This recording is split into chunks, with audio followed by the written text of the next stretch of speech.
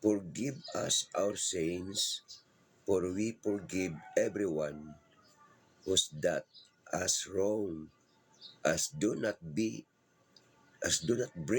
us to hard testing.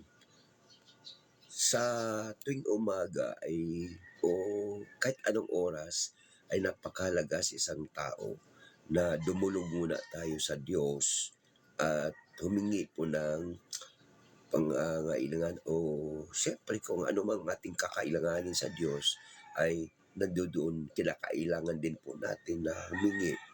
At bago po tayo humingi, siguro ang ating gagawin ay kailangan muna tayo magpapasalamat doon sa mga nagkakasala sa atin at humingi din po tayo ng kapatawaran lalo na sa Diyos na siya yung may hawak ng ating buhay. Ngayon, pagka ating pong makikita, kahit na po sino man sa atin ang nagkakasala, o kung meron mga nagkakasala na mga kaibigan natin, o kaya ginawan tayo ng mali, kahit na wala naman tayong ginagawa sa kanila ng masama. So, kumbaga, gumagawa sila ng paghihinala, pagdududa sa atin na kung totoosin wala naman tayong ginagawa sa kanila ng masama.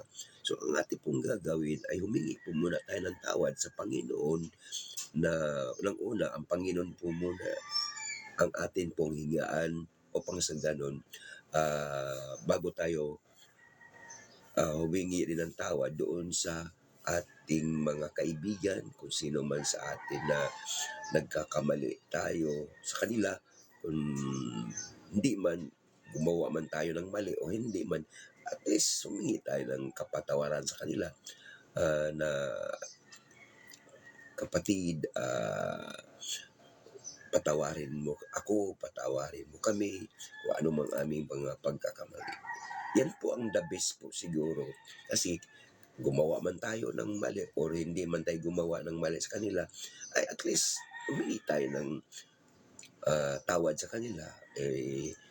Karamihan po kasi sa atin nakakalimutan na tayong humingi ng tawad sa kanila kahit naman gumagawa po sila ng mali or hindi or naghinala man sa atin kahit wala tayong ginagawa. So ang ibig ko sabihin, humingi tayo ng tawad. Gumawa man tayo ng mali or hindi sa kanila, at least humingi tayo ng tawad sa kanila. Kumbaga, unang-una, at least humingi tayo ng tawad kaysa gumawa nga tayo ng mali tapos hindi naman tayo marunong magpapatawad sa mga nagkakasala sa atin.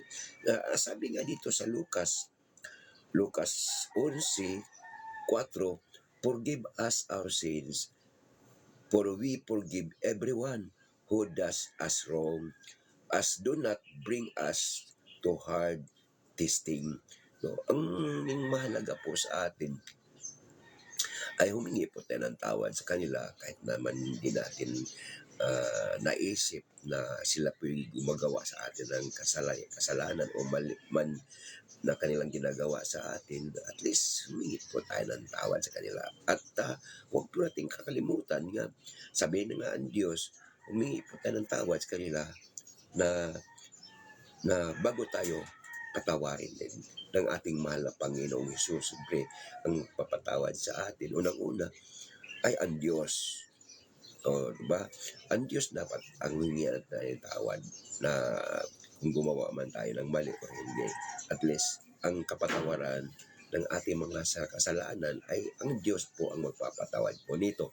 Ay wala naman pong iba. Siyempre, maring sabihin na po natin na sa dami-dami ng tao, bakit tayo pa yung nakikita nila, tayo pa yung napapansin nila na napag-isipan tayo na masama ang ating ginagawa o ano ating ginagawa sa kanila. Samantalang kung totoosin, lalo na tayo ay dandahan at unti-unti naman tayong humingi ng kapatawaran sa Diyos. So, nandun na po tayo na wala pong ibang magpapatawad sa atin kundi ang Panginoon Jesus na siya yung ating pinaglilingkuran. So, ito po yung talata o ang salita ng Diyos na ating pong binasa ngayon, na sa tuwing oras na tayo pinumulong sa Diyos, kaya kailanganin po natin ang humingi muna ng tawad sa ating mga kasalanan na nagawa, maging sa salita man, sa isip at sa gawa. So, iyon lang po, no? Magandang umaga. Good morning, good morning, good morning po sa lahat. God bless us all.